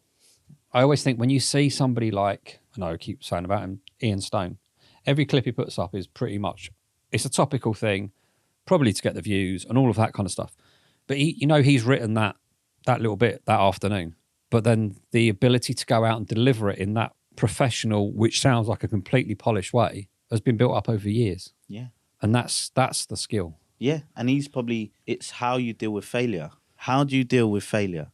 How do you deal with going up there and it not going shit, just in general? Like if you're someone that when you fail at something, do you then get scared of doing it another time? Does it add to the weight of the burden that you've already got? Or are you someone that turns it into something where I'm still going to be progressive?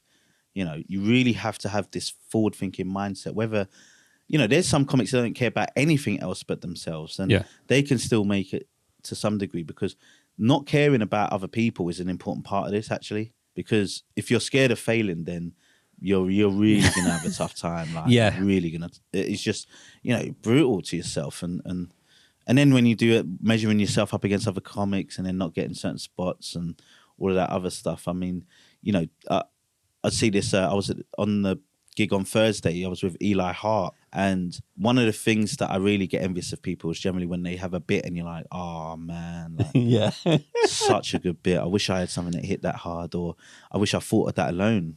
Yeah. Like, great joke. And, those are the things that I think is good from a competitive standpoint to want to be better. Yeah. But ultimately, in terms of your own personal journey, you've got to figure out how to get comfortable with the uncomfortable. You've got to learn how to recover from failure, and then actually be a little bit thoughtful around, all right, again, what happened? What am I going to do at the next gig moving forward? And I don't know. Yeah, try and enjoy it. I mean, goodness me, it's hard enough as it is. Yeah, if you're not, it's so self-effacing, like it's so public. Yeah. Right? It's just so public. It's so hard. I guess for some, I mean, I like the attention, but but ultimately, if you're not having fun, then why are you doing it? Look, why are you doing anything really? Yeah, innit? Why subject yourself to just misery? Work does that enough already. Why, if you're going to do, and you've got to do that to earn money. If you're not earning money from it, then just figure out how to get better for yourself. And maybe, you know, you spoke around just like time availability and stuff with family, you know, it's hard. Then be okay with kind of where you're at with it to a certain degree, and don't compare yourself to others. Because I could certainly do more. I could absolutely do more, but I'd be burnt out. I don't know if my relationships would be particularly good. Yeah. You know, work would suffer. I try and balance a lot of different things, you know. So you asked me about the ambitions part. What about yourself? So my ambition is to just get better. And I know it sounds stupid, but I think broadly, right, the way that I think about things maybe, and certainly this in general, I think broadly, you know, you can see how far comedians can go. We see it on TV, or if you look at material, you see it from just an artistic standpoint. You know, you look at Bill Burr and you're like, the stuff he's saying, you know, oh my goodness, Nate Bargatze, how's he said that? So from that perspective, that's what I want, right? I want to be able to I want to be nasty. Like, I want to be a murderer. That's my ambition. You know, I realize as well, when you do well, you know, I like just the direct feedback and the ego boost there, and I can actually just live with that. Yeah. When you do well, right, you know when you've done well, because people look at you, they talk to you, they want to shake your hand, they want to tell you what it's done for them, they want to tell you their joke. Like, that is what I want, and I want it more and more, and I want to get better at doing it. And then I'll take whatever comes with it, because, you know, even now you see it, you know, it may not just happen in certain ways, whatever it means. Saying that I want to earn a living from it I'm probably closer to that now than I was certainly last year, but I don't know, it just seems so tough. The life seems so tough. I'm surprised at how well I've adapted to the lifestyle now, but I just, even for myself, outside of like my girlfriend and all the kind of things I want to do outside of work and comedy, the lifestyle just seems like so challenging. Yeah, it's almost flipping what a lot of people are used to in terms of a working day on the head. Yeah. In that you're used to getting up in the morning, used to going to work, coming home, and then going off and doing comedy. But if comedy was the job, your day starts at probably 5 o'clock in the afternoon. Yeah. Yeah. And you're probably not getting home till 1, 2 o'clock in the morning or whatever. Or you might be in the privileged position where you can squeeze in 2 different gigs in the same night. Yeah. Double up and all of that. And then you're crashing at home until probably early afternoon. And it's almost like a student lifestyle. Yeah, it's unconventional to say the least. Do you know what I mean? And I just hope that I'm enjoying it now. My ambition is to enjoy it as well. You know, make sure, just like anything, just enjoy it. Take the most out of it. You know, if it gets to the point where it's too much, I won't do it. I know I won't. I'm not that type of person. Yeah. I'll just move on to something else and figure out a way out. But it's hard to say. I don't know. It's weird. People say that I'm quite driven. My girlfriend says it quite a lot. Some friends and some people have. And I don't even know what that means. I don't know. I just like doing stuff I like doing. And so, you know, there seems to be a particular focus with it.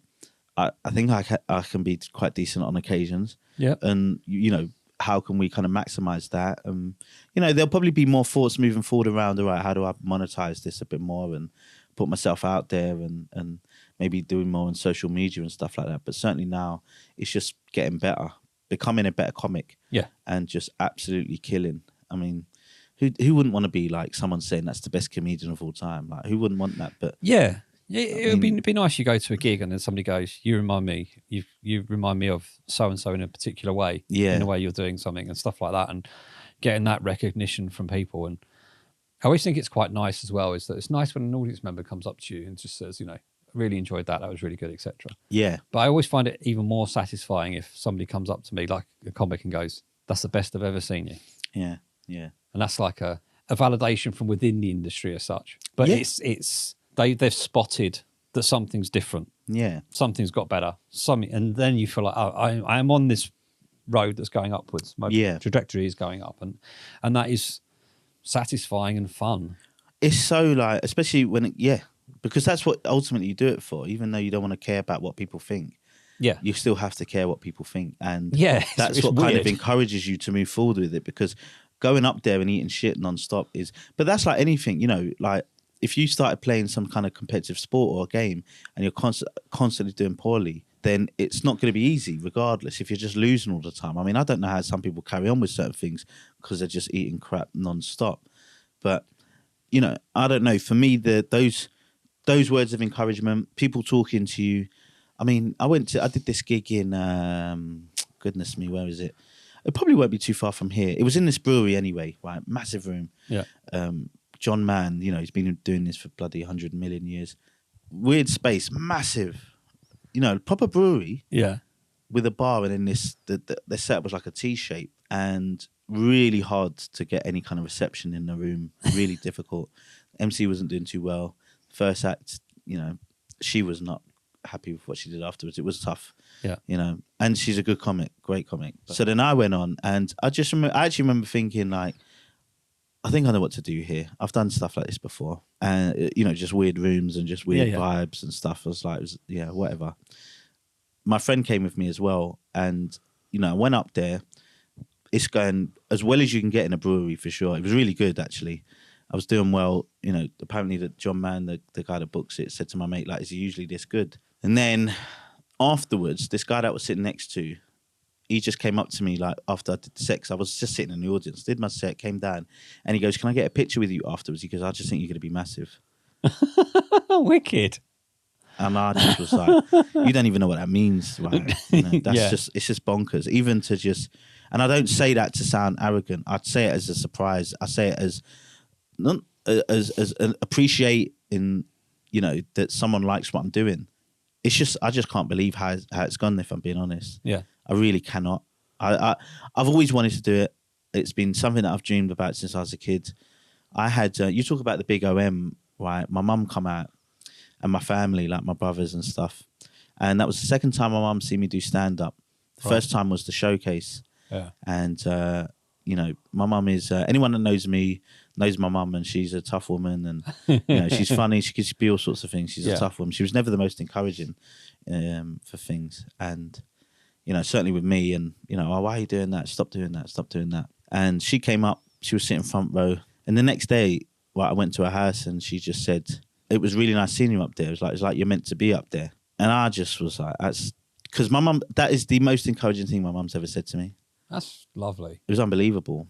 I just think that it's something I should be doing. Yeah. It's something that I'm meant to be doing, but I'm not foolish enough to think that it's easy. And it's sustainable, because who knows, like anything in life really. So, you know, I just want to just do this and hope for the best. I just really want to enjoy what I'm doing, meet people like you, get opportunities like this, you know, and just see what happens with it. I've had an unbelievable time already. I cannot believe some of the things I've done and some of the nights I've had. You know, people don't want to do it, and they say they could never do it because they're scared of not being able to do what we all want to do. Yeah. And that is murder hard, you know. And last year, I murdered hard a few times, like hard. Yeah. I had some bad moments, and not even bad, I mean like just bad gigs.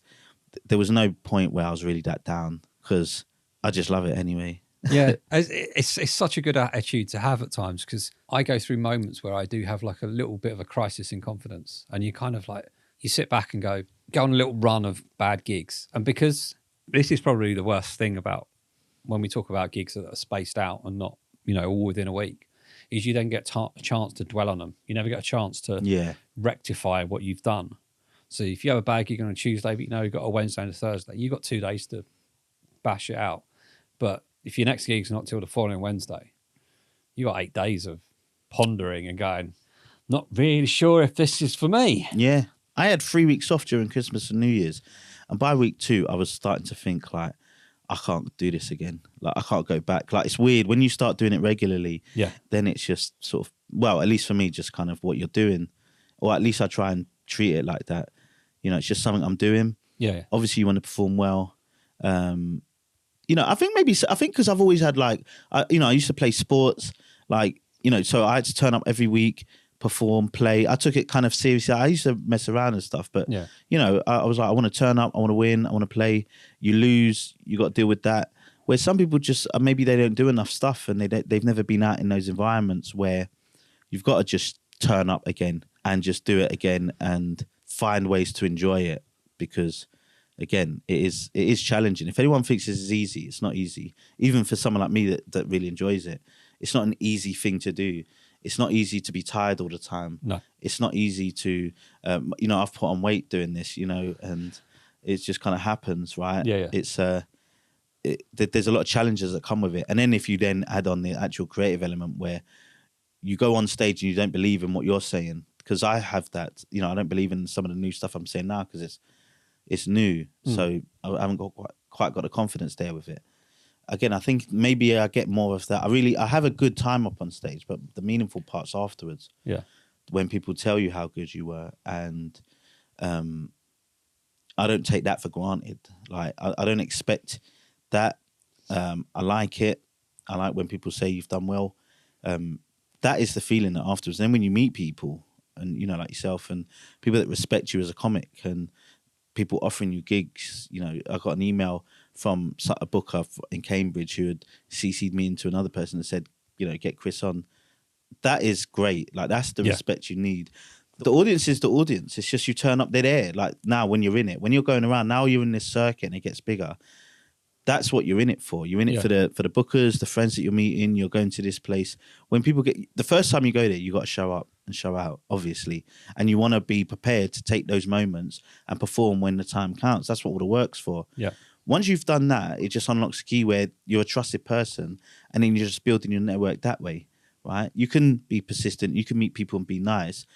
If you can perform well, people will put you on. Yeah. And if you think you're not getting the opportunities that you think, then I think you should work on your game, because that's what I had to do. Yep. I was wondering, why the fuck is no one respecting me? Yep.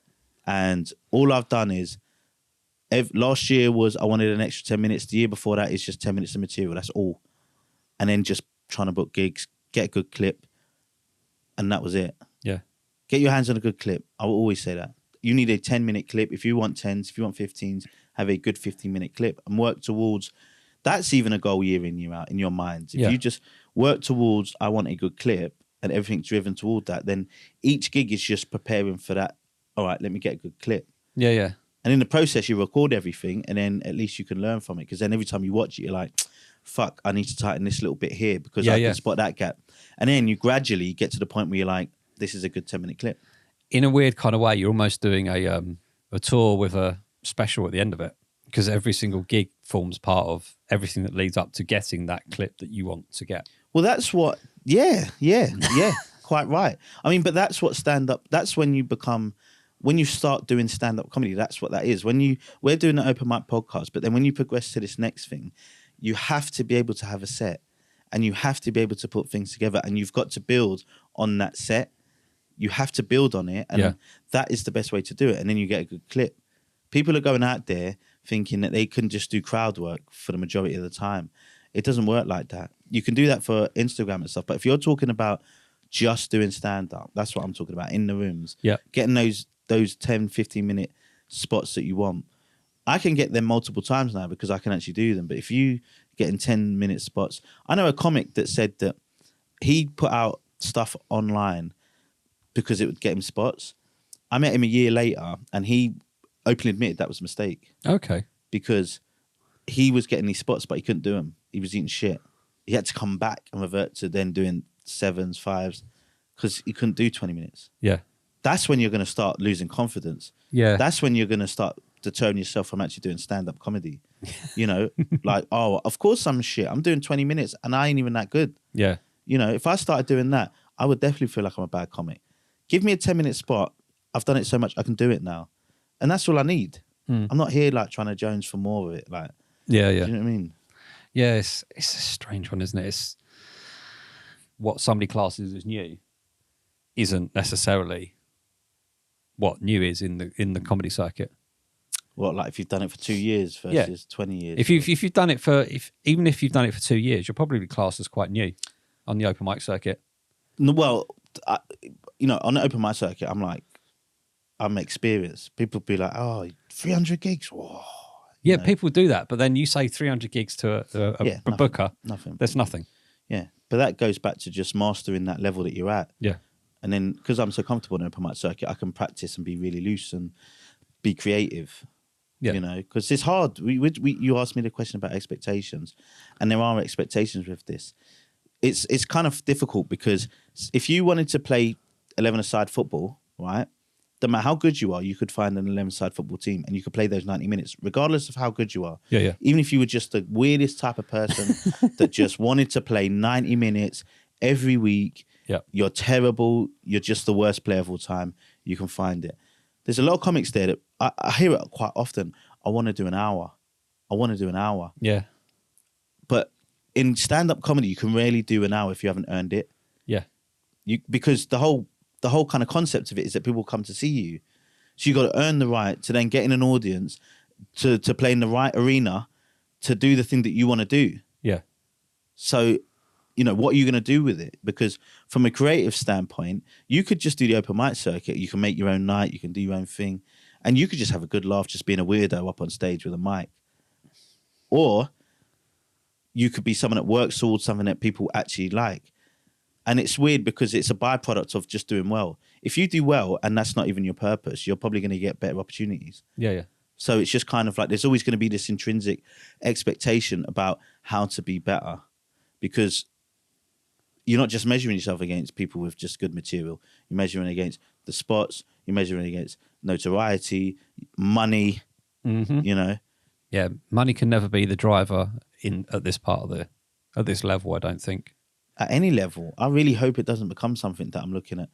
Oh, look, if I'm a fucking multimillionaire, if I'm doing stand-up comedy, don't get me wrong, I'm buying a boat. But, if I love doing the OM, so I could absolutely do something like that for, and be a part of what I think is a wider community and add towards that and put that message out. Yeah. I really enjoy that aspect of it. I love stand-up comedy in terms of what it brings people, the diversity. That's why it's really interesting when people say, I couldn't do it. There's so many different types of people that do it. Yeah. Right? And I guarantee you there's someone that's worse than you on stage doing it right now. There probably will be. So, just don't worry about it, like that. Put your expectations in the right area. When you're starting out, just put it on trying to get on stage, trying to get better, trying to learn it. And then I guess now where my expectations are is just I need to figure out how to, consistently. I'm going to start getting opening spots now. So I need to figure out how to do that, because that's the most unforgiving spot there is. Yeah. It's hard to open. And there are people that are really, really good at it, like professional openers, because there's a knack to it. But you're never going to get the most receptive audience, but I want to be as good at opener as I can be. So I'm going to have to try and work that out. So one thing you never got asked, but we already know the answer to it, but I'm going to ask it just out of politeness, because the question didn't exist in the first one, was if you was to become famous and you get a Netflix special, what music you'd walk onto the stage to? I think we know the answer. Yeah. Well, it would be, Notorious, isn't it? The Notorious B.I.G. Yeah, absolutely. Yeah. There wouldn't be anything better. I think that is kind of my thing. I mean, there are a couple of songs I like, but that gives, I think it gives a good impression. Yeah, I will be honest with you. When I didn't know all the lyrics to it. Yeah. I don't really know. I just like to start. So when you told me that's what you wanted to walk on the stage to in Stevenage, I put it on. I've gone, I'm not sure I can play this at the start. She Googled, is there a clean version of this? There isn't. Come on, those people are rough, man. They'll probably start yelling at themselves. I didn't know what was going to be in the room, did I? Yeah. So I went, oh, fuck it. It's only 10 seconds. We'll see what happens. Come on, I'm black. And it was Mark. fine. Come on, let me it be was black. fine. But it exist. It's perfect. Yeah. It's perfect. I know, a bit of a boring answer, isn't it? Yeah, well, we all knew the answer, but I felt like I had to ask it anyway, seeing as you missed out on that first question. I can't remember which episode that came in, but I know it wasn't in the first one. But the one thing that I do ask every comedian is if they want to take part in the Comedian's Challenge, which I know Chris has done once already. Yeah. It was actually quite a good one. It worked quite successfully, innit? Yeah, that wasn't too bad, yeah.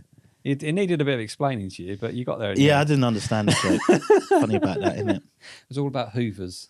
It's on the Instagram wall.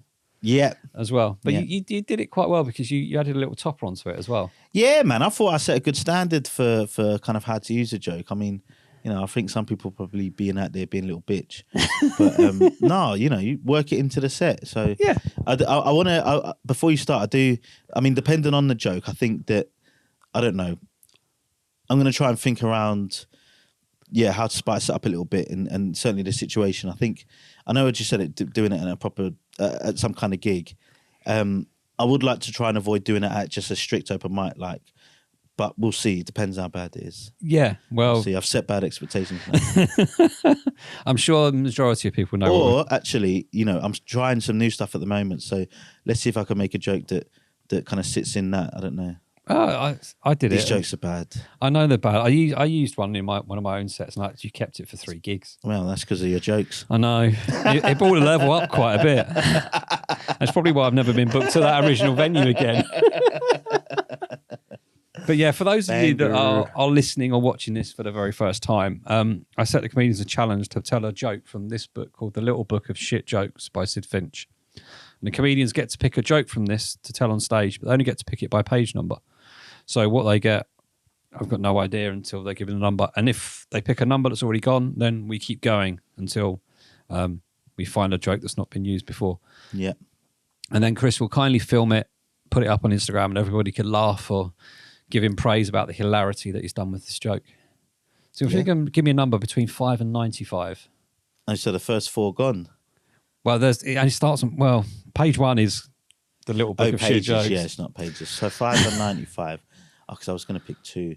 I think I don't know if I did. Did I pick 22 last time? I can't remember, actually. taken? I probably should have looked, shouldn't I? Yeah. Do you write people's names next to it? Yeah, I've got them all here. So Yeah, good, I can that's go good. through this and see who's not done it. Probably not right now. Oh, yeah. Number 22 was your original one. Yeah, I'm sure of it. Let's go for 55. Oh, it's a long one. Go for it. Okay. Right. The joke I want you to tell on stage. Bear in mind, I'm reading this the first time, so I might look confused. A woman in a restaurant spots another woman enjoying a steak. She calls the waiter over, points and says, "I'll have what she's having." 2 minutes later, the waiter returns with sauce up his sleeve and a half a plate of food. "It was a bit of a struggle," he said, "but I got it." Sometimes maybe good, sometimes maybe shit. Is that the joke? That's the joke. Is there a punchline or? That's. I think you didn't get that as well as I didn't. I'm still struggling. Did anyone get that? Can I read it? Can I just let me? Yeah. See if I've said it really badly. Page 55. A woman in a restaurant spots another woman enjoying a steak. She calls the waiter over, points and says, "I'll have what she's having." 2 minutes later, the waiter returns with sauce up his sleeve and half a plate of food. It was a bit of a struggle, but yeah, so he basically took her meal off Is that what it is? Yeah. Yeah. Okay. That's tough. I actually That's have no really tough. objection to you picking another number. No, go for it. That doesn't even make no sense. I mean, you've made progress over the last year, and that feels like that could ruin everything. Give me a challenge. Am I allowed to adapt it? Can I do something about that? You can do anything you want with that. No, look, we'll do it. Maybe I won't do that at a paid gig. No. Let's see. Let's see. That's fucking awful. That's as bad as any of the ones I've heard in there. The joke on page 54 is just so much better. Yeah, but I picked 55. I know. What's 54? It's easy to stop women from drinking fabric softener, but it's harder to deter gents. Ah, that's crap. I know it's crap, but... No, I've got 55. Look, I'll man up. Come on. Okay. I've only got to do it once. Look, again, we're talking about failure here, right? We are. Let me just fail and then show you how I am resilient. If you can pull this one out of the fire... A successful point with me just doing it with a smile on my face, because that is a terrible joke. That is brutal. All right. There's got to be a way of getting... Hey, look. You know what I mean? There's going to be some bad comments that you're going to get on here, and they're going to have a go at that, so you might as well give it to me. Yeah, I'm joking, everyone. Everyone's lovely. So where can people find you again? You can find me at Chris_J_Ali on Instagram. You can follow me on... I haven't put a vlog out in a while. I barely do anything with it, but I don't know. Sometimes it just gets on my mind. I bought some new technology. It didn't quite work, and now I can't find the time or the capacity to just make it better again. So we'll get the vlogs out again, but find me on YouTube, My Comedy Journey. A lot of young comics quite like it. I think it's great. Mark can attest to it, and you can see some absolute horrific gigs on there, dog shit ones. But you can see some great ones as well. And some good ones as well, I guess. And then the OM Comedy Club, which is, my baby, my open mic. That is it, at the OM Comedy Club if you're a comic and you're listening to this, message me. Tell me that you've been listening to Open Mic Podcast, and I will be sure to get you on for sure. No, 100%. You know what I mean? You know, you want to be about the culture. You want to be about people that's listening to this and hopefully get something out of it. Will probably be the type of person that will embrace the OM, and that's what I want to build with it. You know, I want it to be somewhere where we can go and have fun, good or bad. Yes. Because, you know, that's what it's about. So yeah, the OM Comedy Club. I'll be putting out some. Well, who knows when this puts out? OM Comedy Club. And yeah, I've got to ask the one question though: is how many comedians have asked what OM stands for? Loads, and you know, I really can't stand it when people say the you know, there's a fucking full stop in the middle. So yeah, but that's the point, you know, because what I realized when I made the name, it kind of engages people in a different way. It's the open mic, and they're like, oh, you know, so they don't wonder. I just couldn't call it like, you know, the bloody chuckle heart or the, you know, I just couldn't do it. I'm so sorry. Look, no disrespect to everyone out there, but you know, call it, you know, the comedy curtains, the ha he's. I just give me a break. That's why I call this podcast what it is.